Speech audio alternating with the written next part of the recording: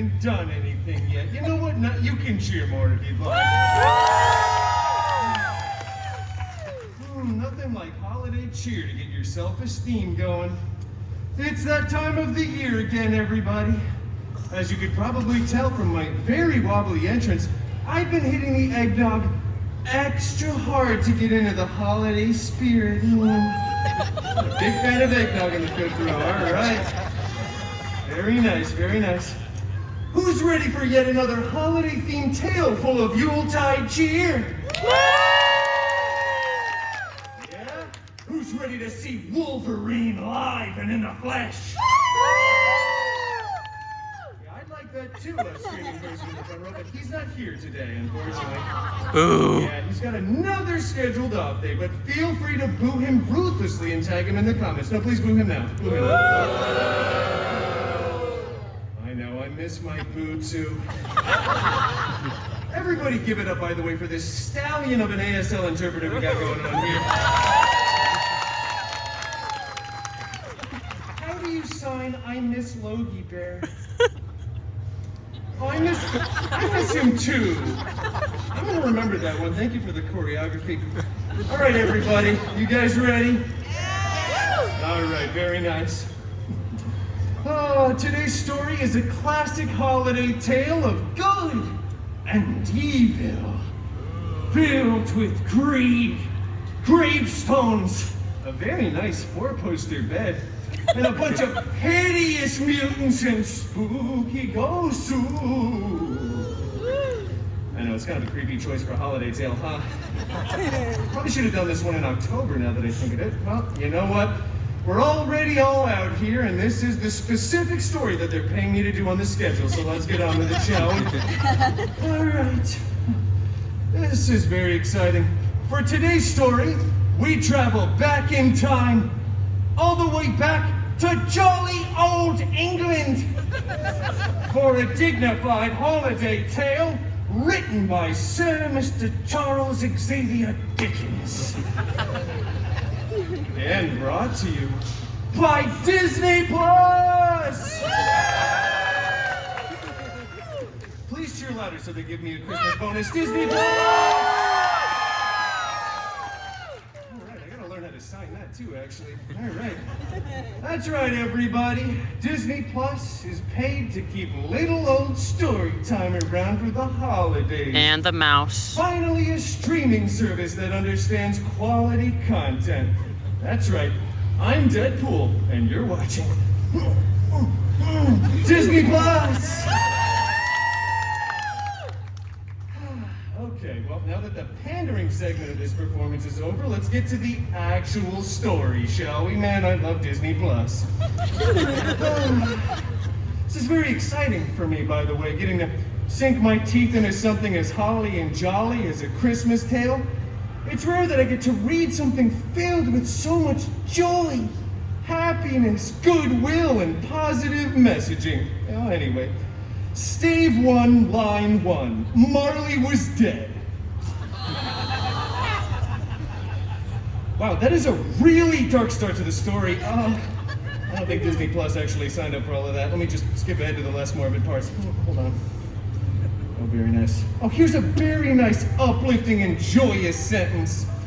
The meanest old curmudgeon in all of London town was a vile, ugly, hairy, smelly, prickly, miserly old brute by the name Logan-Easer Scrooge.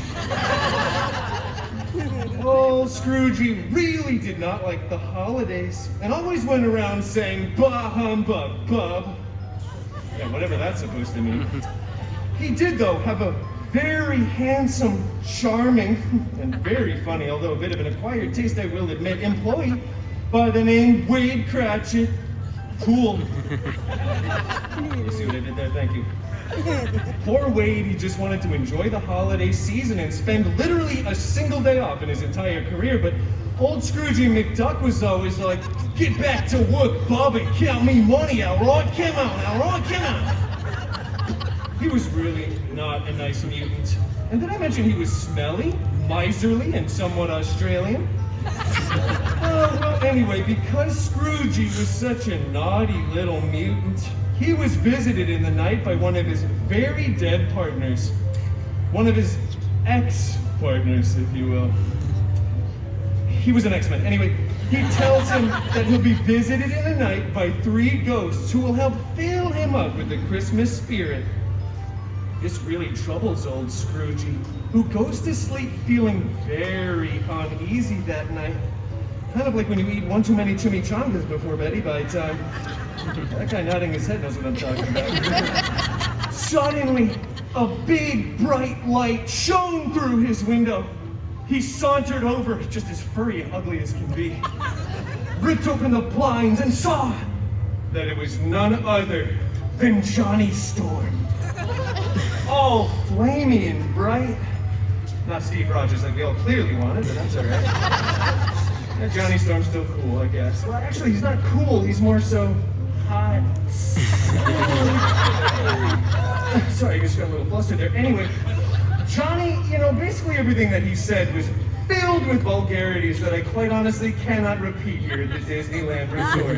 Registered trademark. But long story short, Johnny shows Scroogey his sad past. His sad origins, if you will. Yeah, and I will. And then the ghost of Christmas Present shows up, and it's just this giant, child-minded figure, way larger than a normal man should be, with a body made completely out of metal and a very obnoxious Russian accent. It sounded a little something like this. Loganizar Scrooge! Gaze upon the Cratchit-Pool family and see your shame. I should probably get a dialect coach, huh? Anyway, he shows Scroogey a beautiful picture of the nice Cratchit-Pool family living in a small but humble studio apartment off of Pico and Crenshaw. Blind Owl was there, Dog Pool, and tiny little Peter Pool, who was obviously sickeningly ill and leaning on a small crutch. They could barely get by on the meager salary that Wade's boss had given him. Believe it or not, this actually caused Scroogey to feel the first true emotion he's ever felt in the hundreds of years he's lived on this planet. So emotional, in fact, that it caused a single tear to trickle down his chiseled, mewing jawline, soaking into his luscious mutton chops. It was like the ending of a perfect rom-com. Like the proposal. Anyway, then the ghost of Christmas Days of Future Past showed up, and I'm not even gonna go into all that. It gets very scary, confusing, the timeline gets all convoluted, it almost ruined the franchise, quite honestly, but the ghosts, in essence, show Scroogey that he needs to keep the spirit of the season deep, deep within his heart, all year round.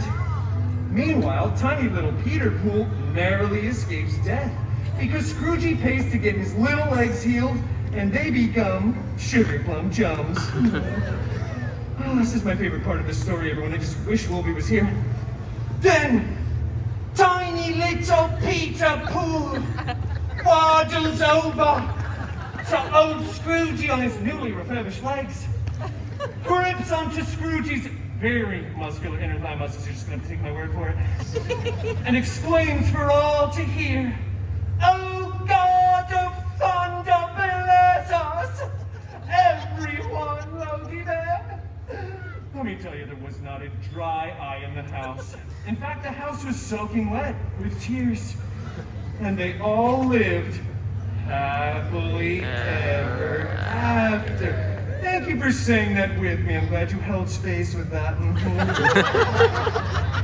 Well, do you guys want to know why they lived happily ever after? In love? Yeah? Because this story in particular has been rehashed and merchandised dozens of times over the years. It's what we like to call in the business easy money. Well, to be fair, it is a very spirited tale. And on that note, good afternoon to you all, and thank you so much for joining me. And an even bigger thank you, no offense, children, to Disney Plus!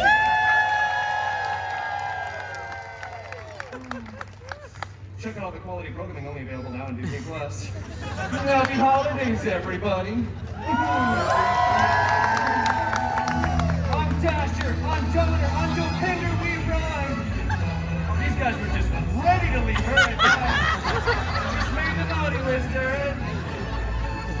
You made the nice list because you came to all my shows today.